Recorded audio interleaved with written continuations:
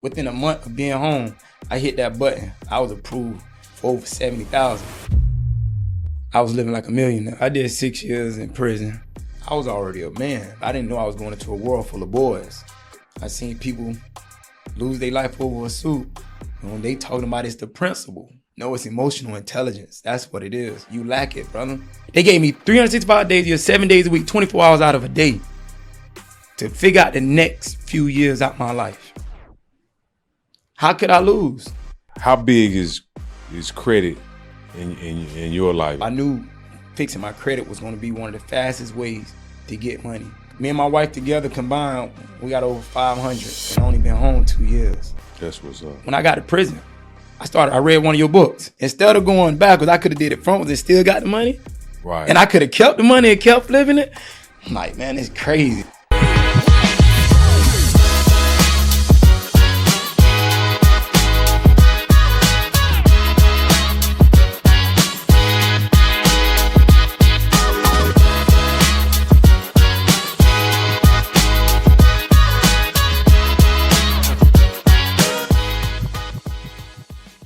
I want to welcome everybody to another episode of the Think Slow podcast.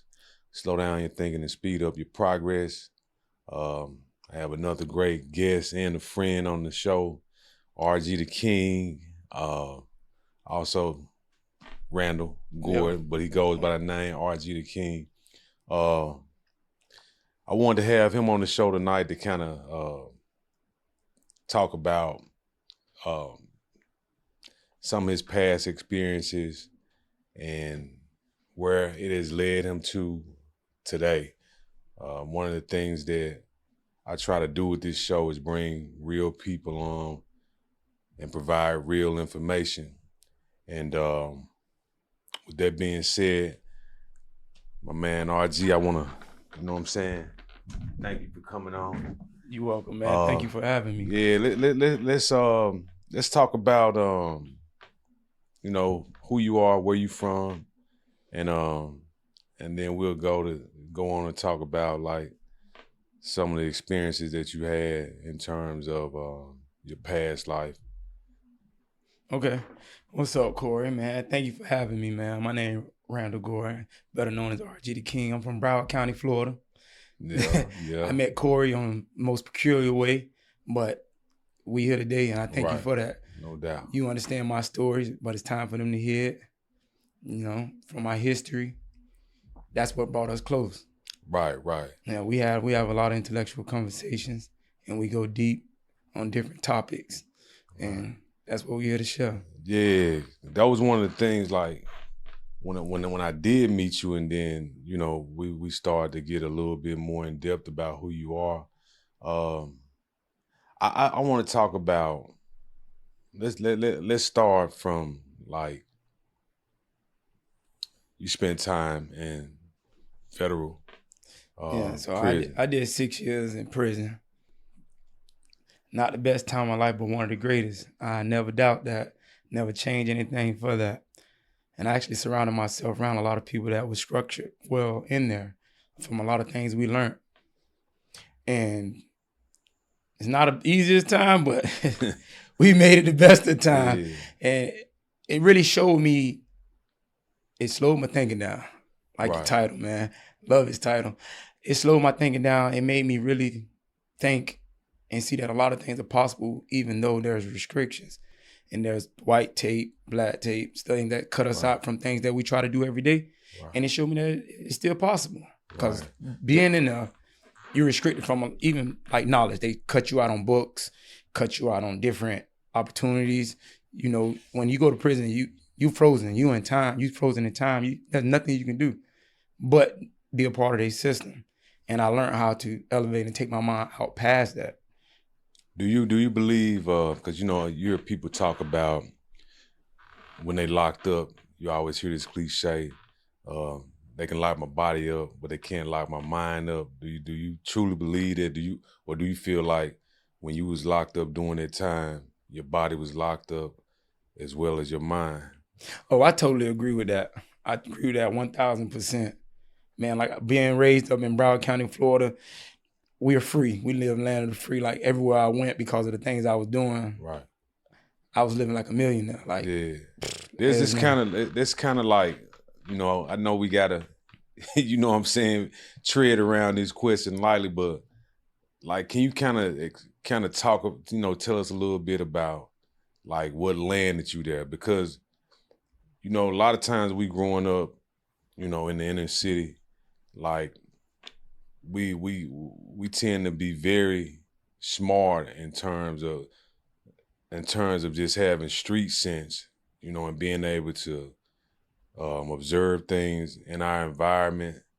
Uh, and one of the things about you, man, and I told you this one day, we was looking at some blueprints, and for those of you guys who, you know, this man, he build yachts. Yeah.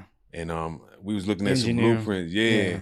And I was like, man, you got to be real good in math, like you got to be. And you was like, yeah, very. So they let me know, like, man, you know, that explained how intellectual you were with some of the conversations that we had, you know, off camera or whatever. Yeah. But if you can, you know, kind of talk, you know, kind of tell us a little bit about like how'd you end up there, because I know you was living, man, the rock star life. So I was born and raised in Broward County, Florida. Fast money, cash money. That's the only thing spinning around here. You can't talk about nothing else. So with all that being said, without saying too much, I was a product of my environment. Being a product of my environment, seeing fast money around me, that's what I was adapted to. Don't get me wrong, my parents raised a good man. They taught me structure. They taught me family first, and I live by that, and I still stick with that today. But seeing my environment, seeing coming up, being raised up in a Christian believing household, seeing all that fast money going around, of course, you like, man, what my mom and them doing? Y'all, come on, y'all still struggling while we can do this? Come on, mom, I can bring this home today. Why are we doing that? We ate peanut butter jelly sandwich for months, like in my house. So that's where the ambition came from, trying to figure it out. And when I really touched it and seen that what it can do, it was like, wow, let's go to the next level.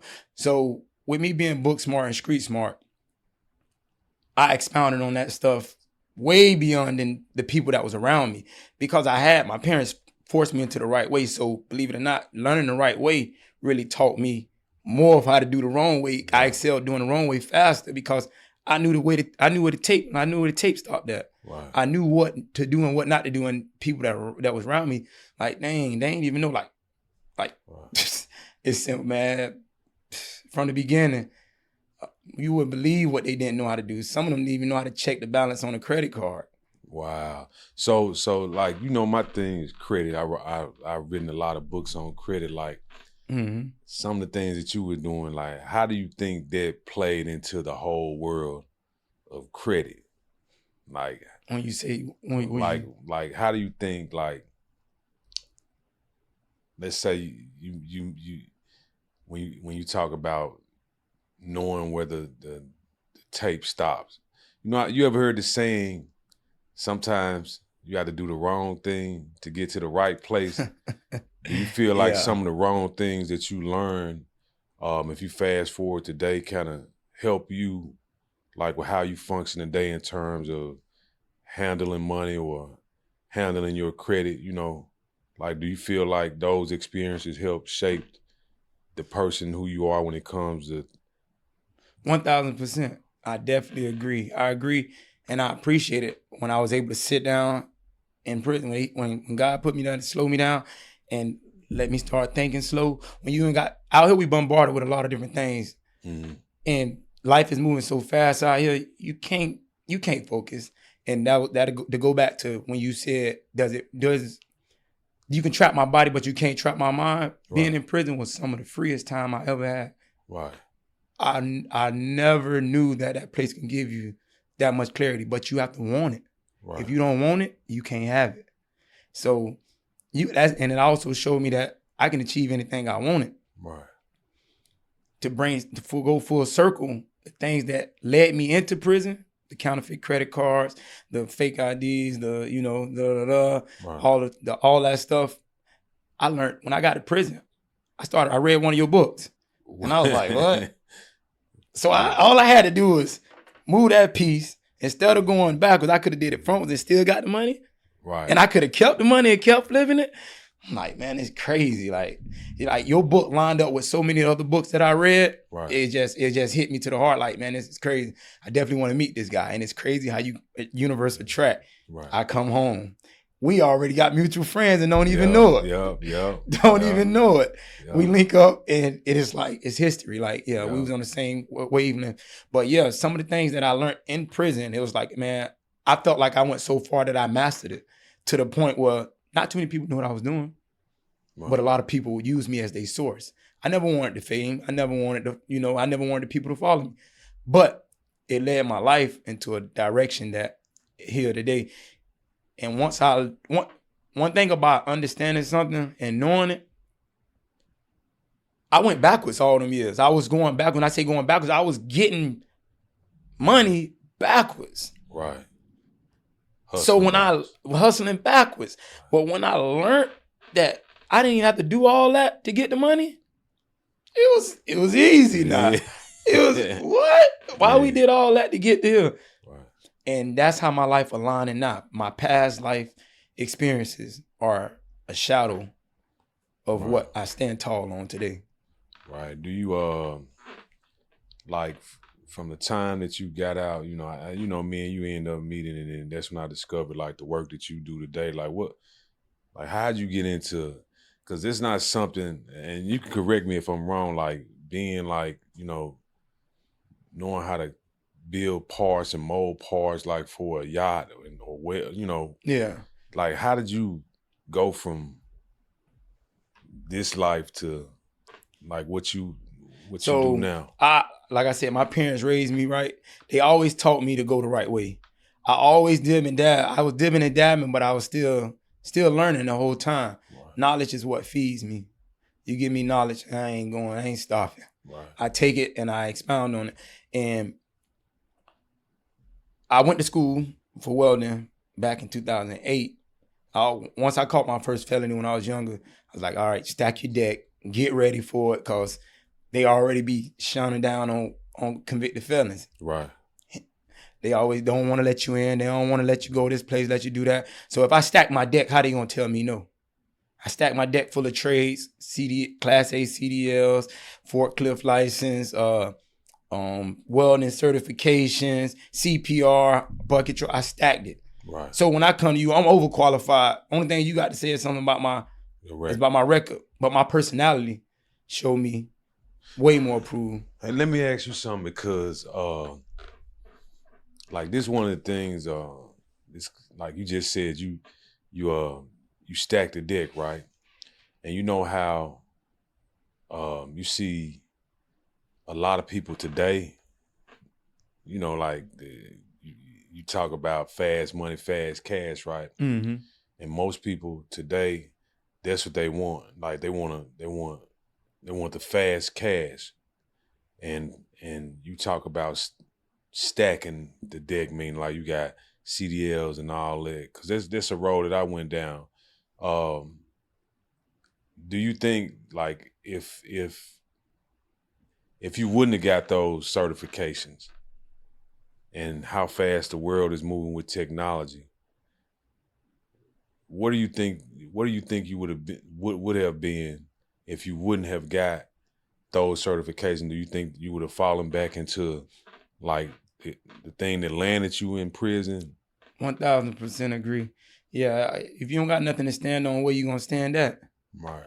And without those things coming out as a foundation and me building those blocks, I wouldn't have had nothing to stand on. I'd have been out here trying to figure it out, like a lot of these people trying to figure it out. So what if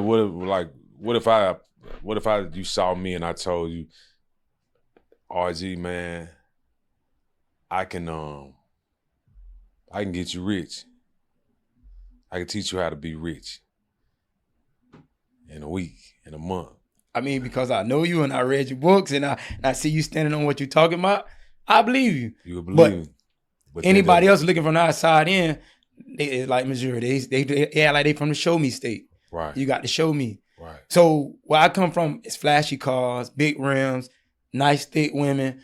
Everything is seen. So if we don't see you getting it, we don't believe you got it. You can't convince me that you're doing it.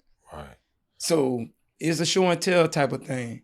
And don't you think like that's one of the things like you said, it's easy. It would be easy for you to believe me, but you know me. Correct. But even with you knowing me, you truly know that.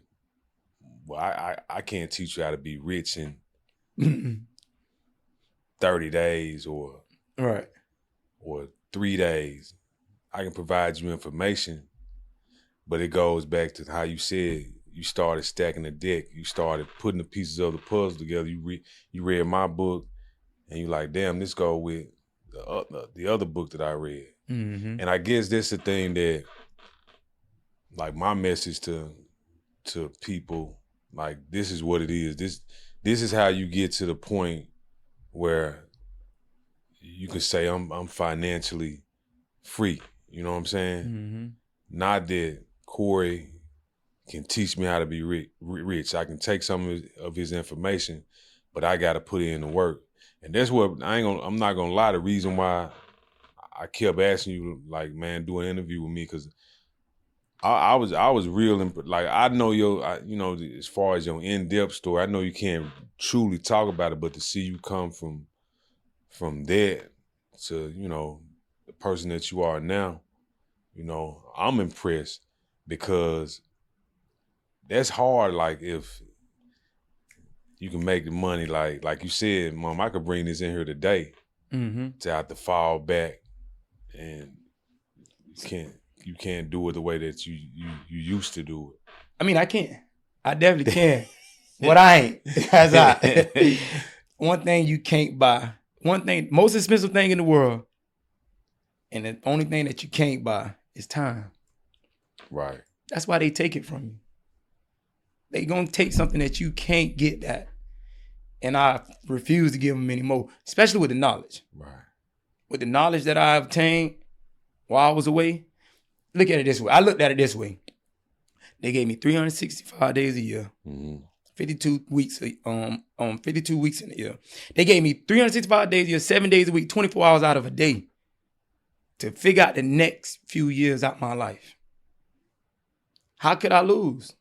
They fed me, they clothed me, they cut my grass. Everything was on schedule. So I looked at the system a different way. Most people looked at it and was like, oh, they just holding me down. They ain't trying to let me grow, this and that. I mean, be real with yourself. When you gonna start taking accountability? You did something, or you had something to do with it. So look at the bigger thing. They got a system. This system is driven by people that didn't create it. Right. But it still stands today, and it's perpetually going without the person who created it. So why not? Why not understand something? Create a system and keep it rolling. Right. Anything else would be going backwards. Do you believe, how you hear, like, when they talk about the prison system, like, they start grooming you to be, in their system at a young age? You ever heard from, what is it, the third grade to the prison pipeline? Do you believe there's a conspiracy, or do you truly believe that, given what you've seen, being actually on the other side? 1,000%. Really? 1,000% agree. Because when I look back at it, everything in prison was controlled by somebody that was in power. Why did they do it? To keep the money in their family. But how we gonna get this money if we don't keep these people in here? Oh, we're gonna pick on these people. You get what I'm saying? These people in this demographic. I'm not saying, I'm gonna say geographic. I'm not even gonna say demographic, because there's a bunch of white people in there too, not just brothers. Right. So therefore, anybody that fit this area that's doing this type of stuff, let's get them out of there. And that's what they doing. You go join that system, you feeding other families. Prison is a big business. system that's ran well, and do they put us into that system? We actually make that choice. I'm gonna be real. Right. It's a choice, cause it's people out here that ain't never go. Like my dad, for example. I was sitting in prison one day thinking like, man, how this nigga stayed out of prison for 52 years? Like, man ain't got a ticket. Right. Work, home, church, home. Might be a boring life, but guess what? Why you think that is? Do you think it was because of you and your brothers and sister? Or why do you think that is? Because your dad grew up down here, right? Yeah, he was born and raised in Central Florida. Right. So why do you think like he chose to work? That's what he was taught. That's what he knew. I mean, him being up northern Florida, they don't see what we see down here.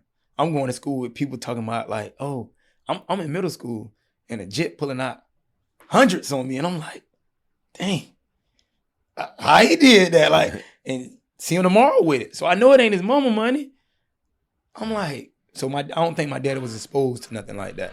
So I do kind of believe in the product of your environment to an extent, because you got the right to change that if you want to. It's not right. It's not easy, but it ain't hard. It can be done.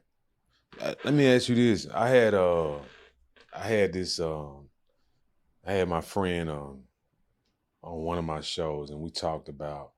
Well, I told him that I had never read the 48 Laws of Power, and that conversation came up because on the way to do the show, it came up because we were talking about where we came from. And, you hear a lot of, especially black males say, well, 48 Laws of Power, like they really reverence that book. And I was like, I never read the 48 Laws of Power. I said, because, where I grew up, I had to be very observant. I had to be clicking, right? Mm-hmm. Do you, like, how do you feel about that? Do you think that you could have learned like from the 48 Laws of Power, or do you think your environment, because I heard you say like my dad was never exposed to it, do you think that you learn more just from being in your environment and observing as opposed to, let me go read the 48 Laws of Power and it's going to teach me? Because I don't think a lot of people don't realize that the 48 Laws of Power is really about not becoming a pawn and learning to con your way. And I don't mean conning in a bad way, but I mean conning your way to where you don't have to succumb. Yeah. I like to call it manipulation, because manipulation is not a bad thing. Right. Believe it or not, everybody do it every day. Right. To get their way, whether it's good, or some people add things to make it worse, but manipulation is not a bad thing. Right. It's how you use it. If you lying with it, yeah, it's a bad thing. But everybody manipulate anything. When I make things at my job, when I fabricate and I build these designs out, I have to manipulate it I have to manipulate this metal to go to where I need it to go. I have to know the tensile strength and all that to build this structure. Right. That's all manipulation. It's the same thing with stocks and all that stuff. See how we think, because I put that in, like, I've never heard anybody say that, but I put that in my book, The Game of Credit, and I said that that's like one of the spiritual laws, because I said at some point in your life, you're gonna have to deal with that spirit of manipulation, good or bad, however you look at it. And to hear you say that, When I read 48 Laws of Power, what made that book so good is it's like a Bible. It's books and books of kingdoms and people in power of the situations of encountering people.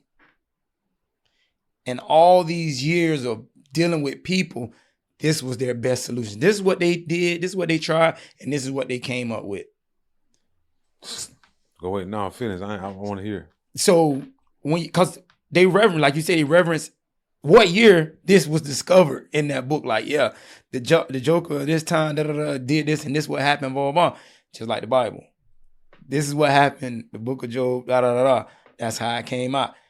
And if anybody gave you something like that, it's like giving you a key. Right. Here you go. It's up to you to read it if you don't want to do it. Just like the richest man in Babylon.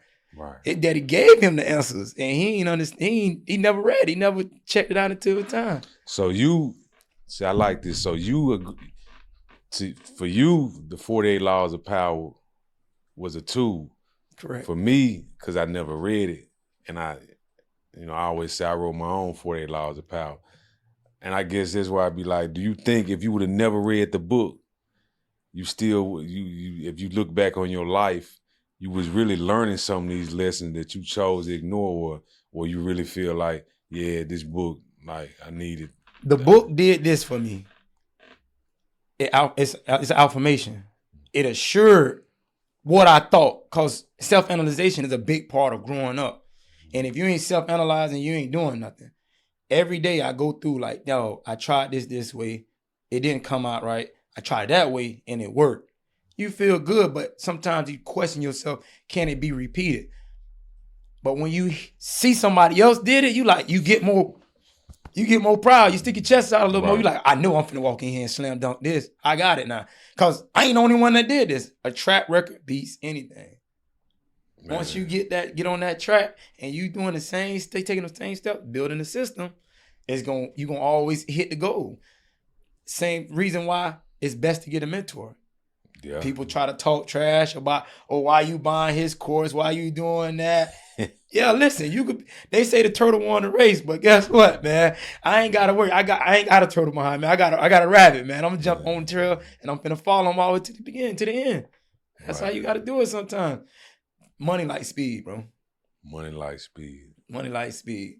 Gotta get to it. If you ain't taking action on everything you learn, like the way I read a book, I read a chapter and I put that into action.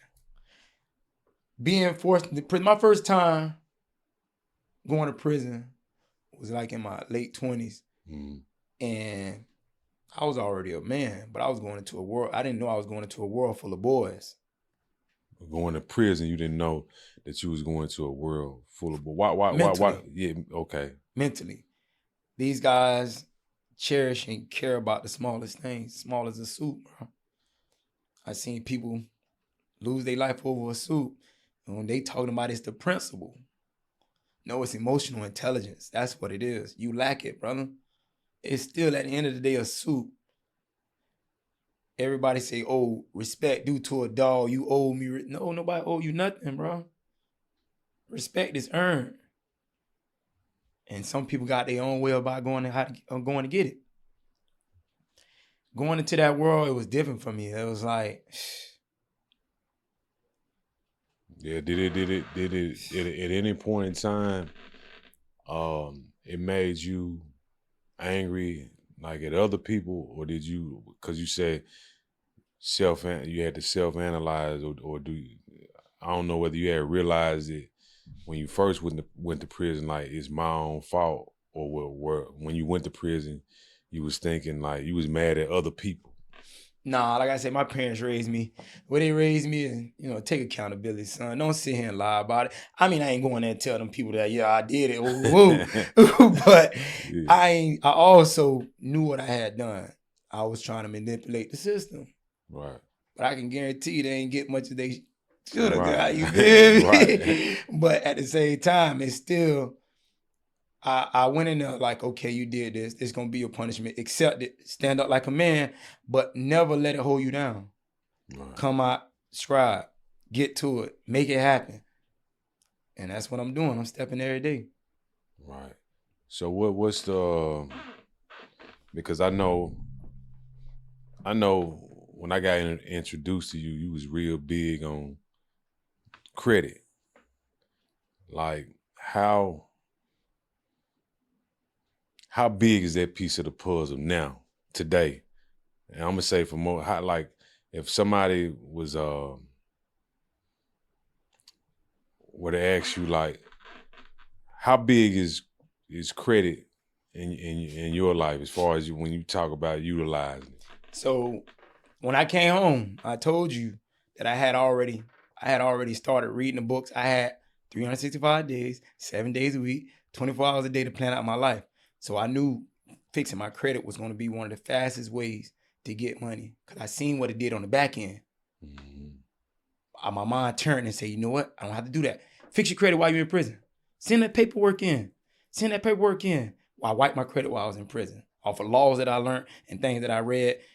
Sent that paperwork in. Boom. Credit clean. Right. All right. Hey, put me on the trade line. Oh, give me here. Give me that. All right, put it on. Hey, all right. Mom, add me to this. Babe, add me on. Apply for this for me. And it's steady growing. I come home. I got with a mentor. And I learned this method he did. I tried this method he taught me. Within a month of being home, I hit that button. I was approved for over 70,000. This was 70,000, fresh out. Boom.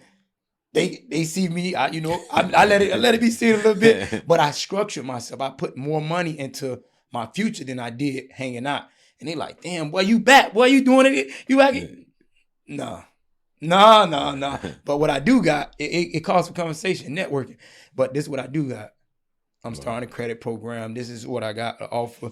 You can get yourself together, man. I came home from prison less than a month. I hit a button and I came up 70,000. Cause you and your wife, y'all have a program. Yes, sir. Right? Yeah. Like if people wanted to, get involved, in it. So we got a credit program where we fix your credit, we get you funded, and help you grow your business. Me and my wife together combined, we got over 500 and only been home 2 years. That's what's up. We got over 500 on funding together combined. Stat. And you guys can help people. Yeah, because we wrote one thing I learned is make that record. Make that record. What step we took, what laws we made sure we abided by, what changed if somebody else got denied in our program. Right. And we keep track of record. AI is a beautiful thing these days. It allows us to keep track of everything and conversation we got going on. So I ask you the question that most people pose to me. Do you think credit has changed? Now? Since when? When the timeline started? Now, I mean, do you think it's changed in terms of people not being able to repair their credit? Nah. They can still do it. It's still possible. They can do it. It's all about, because trends change. So if you ain't following the trend, if you behind trend, that's why they can't do it. They ain't getting with the right people that's aligned with the people that know what's going on. Right. If you trying old methods, you're gonna get old results. Right. Methods change. Right. And if you ain't sticking up with it, you ain't gonna catch up. Well, people say my methods old. Yeah, I've been told that, but I always tell people my books are a puzzle, and you have to put the puzzle together. I talk about the first book. I always say that really was a history piece. That was teaching you, like, this is where credit started. You know what I'm saying? Mm-hmm. And I went on from there. I feel like you're right. Trends, which I call technology, mm-hmm. that's the piece. That's the defining piece where people can't get certain things done. Mm-hmm. But it go back to what you said, manipulation. Mm. You know what I'm saying? Big key. Right. So even if, I always tell people, like, even if you're doing something, that's not working with the credit bureaus, you might have to take it a step further, because I'll say this, the one thing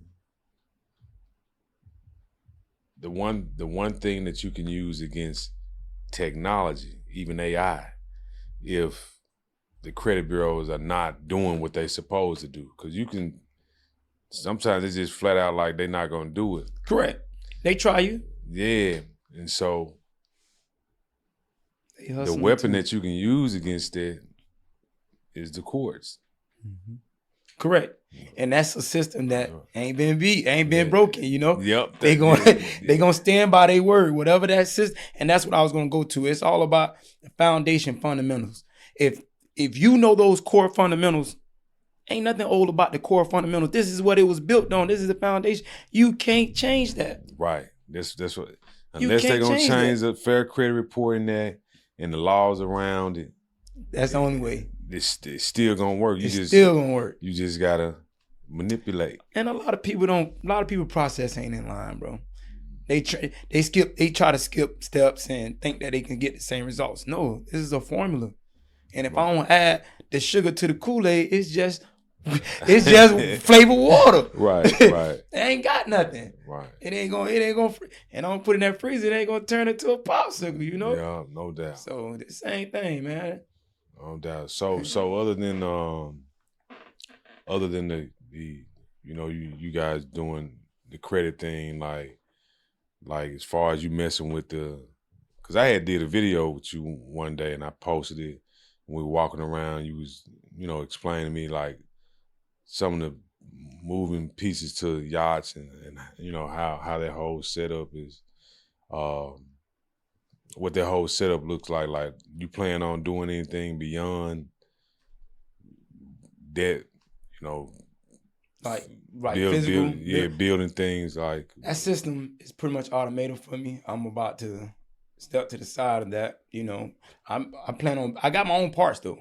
I'm planning on patenting a couple parts that I do have that I created myself, re-engineered myself, and they gonna take off and do what they need to do. But as far as working wise, like with that, financials is the way to go, man. Right. Financial is the way to go. So I'm gonna kind of end it. I'm gonna end it right here by asking you this question: like, if I'm a young guy, like, given your history and given like where you at now, because I know you a family man for real. Yes, sir. You do the Disney World thing. I see the pictures and all that. Like, what's the best piece of advice that you can give to a younger guy that's been, I'm gonna say this, that's been incarcerated and coming out now trying to survive that? They might not be as sharp as you were, or in terms of reading or just observing things while you on the other side, about like being able to think about how precious the time was. Like, what advice could you give? That's a good question. I mentor some kids now from United We Stand. It's a friend of mine. He got a nonprofit. He go to local high schools. He grab kids, and I come speak to them about financial literacy and different things. One of the things I see they lack is emotional intelligence.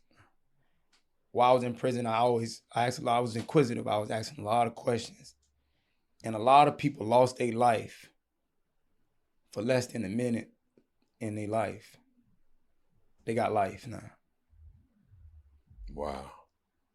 Most of the stories I talked to them about and listened to, they lost their life in under a minute.